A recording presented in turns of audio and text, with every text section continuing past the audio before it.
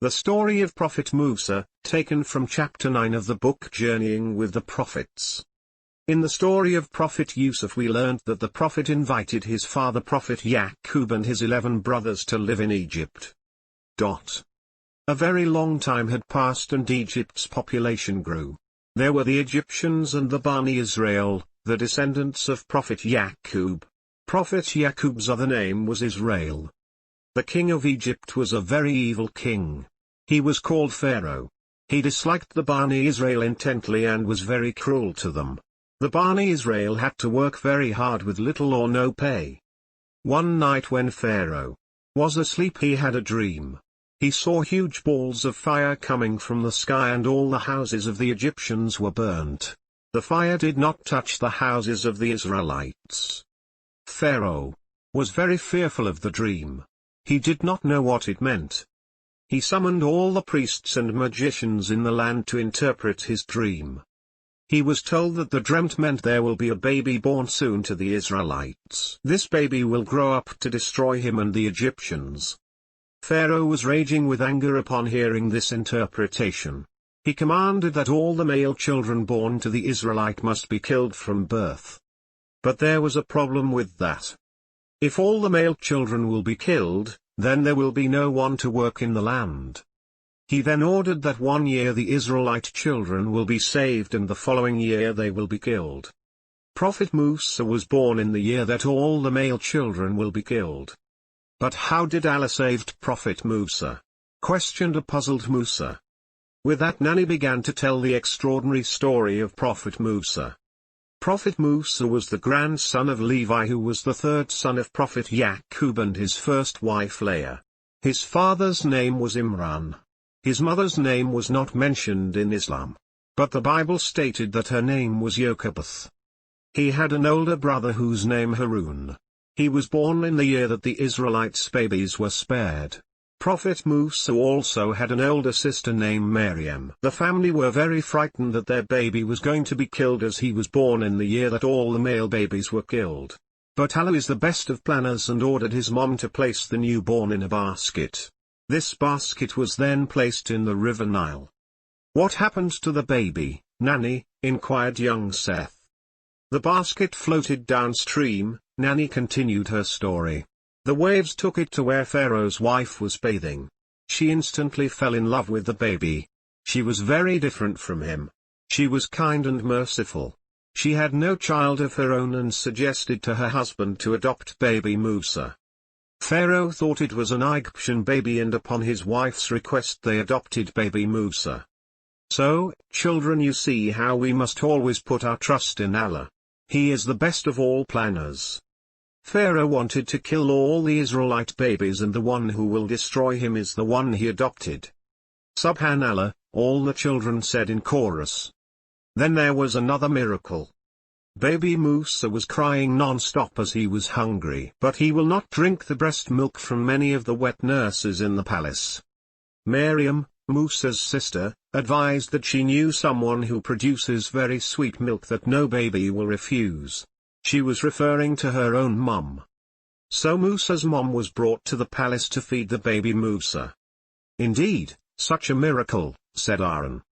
Prophet Musa grew up in the palace as a prince. He was kind and Allah granted him knowledge and wisdom. One day, he saw an Egyptian soldier beating an Israelite worker mercilessly. The poor man begged the Prophet to help him. Prophet Musa asked the soldier to stop beating the poor man. But he continued and took no notice. He even started insulting the Prophet. Prophet Musa was a big and strong man and punched the soldier. He fell and died.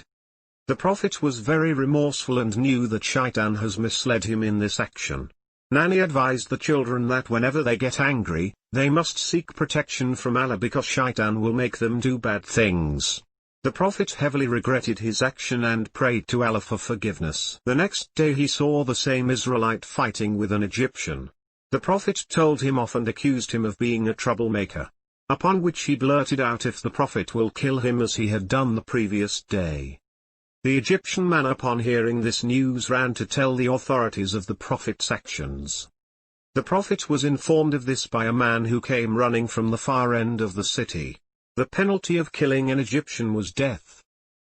Prophet Musa left Egypt. Fearful for his life, the prophet left the city in a hurry. He took no clothes, food, and even no means of transport. He bared the journey with just the shoes he was wearing. He headed towards Midian. The heat in the desert was scorching. He walked such a long distance on the rough desert that his shoes wore away. He was now barefooted. He had no food or water. He was exhausted. But the prophet did not despair. He knew that Allah will help him. Prophet Musa finally saw a well. There were many men with their animals using the water. As the prophet took shade under a tree, he noticed two women with a flock of sheep, waiting to use the well. He approached the women and asked about the men in the family, as it was the responsibility of the men to water their flocks. The young women explained that their father was an old man and there were no other males in the family. Prophet Musa helped the women and then drank enough water to quench his thirst. At this point, the prophet had no energy left and prayed to Allah to help him, and help was surely on the way. As soon as he finished his prayer, he saw the return of one of the women. She was there to inform him that her elderly father wanted to reward him for his efforts and invited the prophet to his home. The name of the old man was Shoaib. They all sat together and Prophet Musa told his story. They all listened intently. The elderly father reassured the prophet that he will be safe in Midian. He invited the prophet to live with him and look after his livestock. Layla's hand went up. I need to ask a very important question.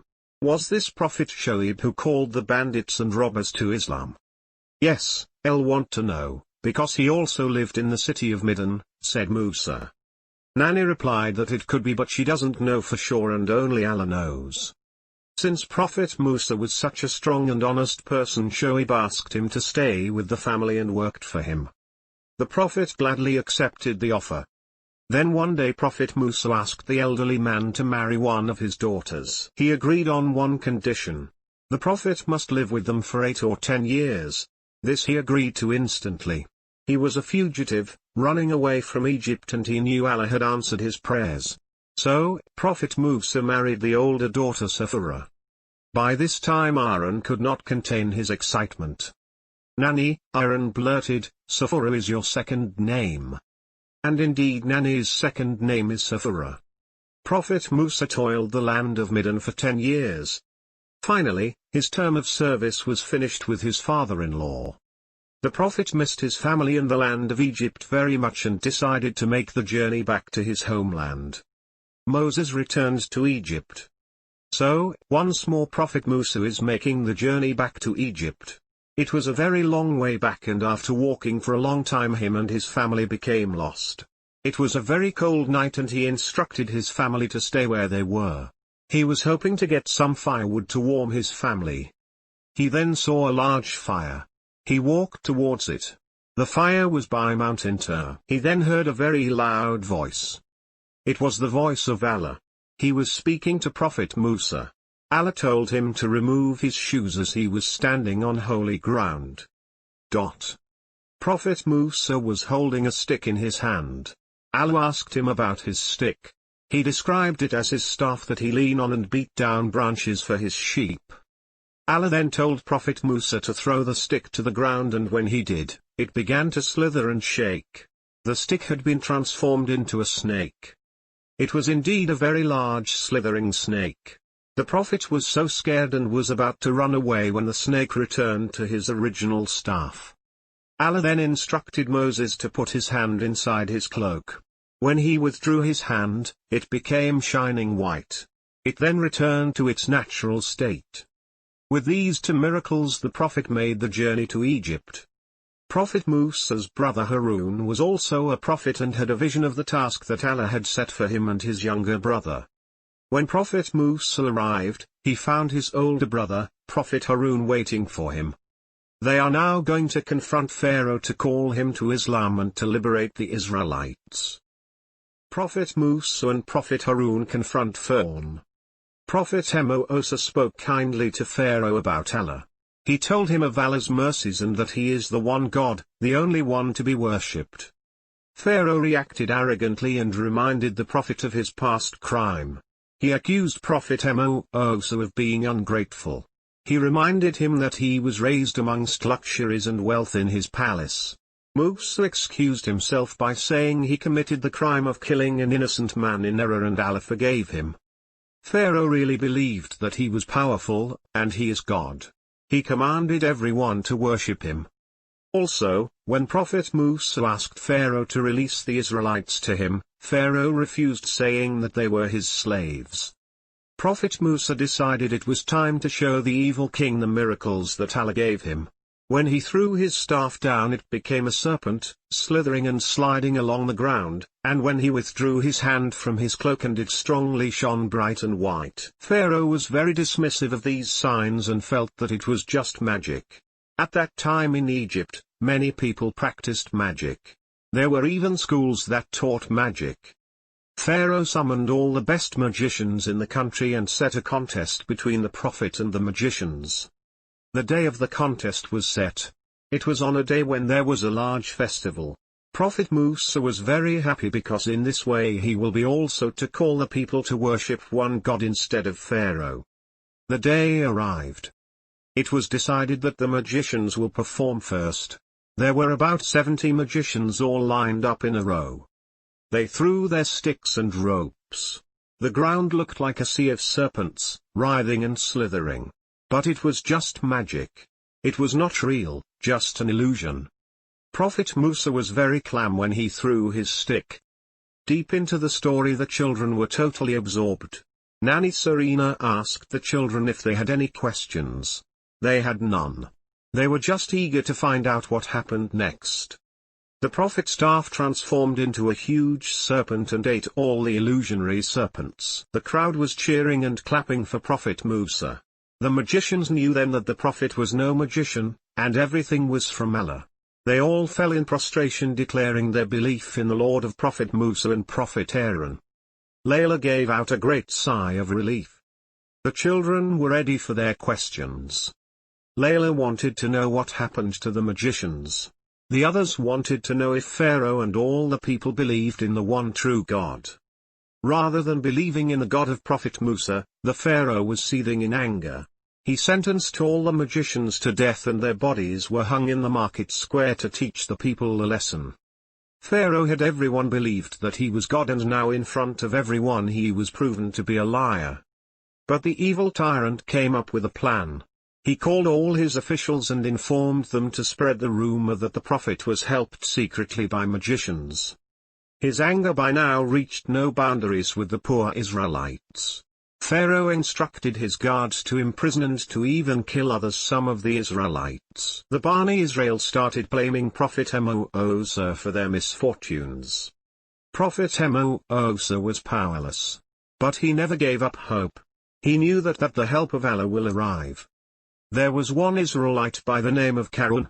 He was a cousin of Prophet Musa.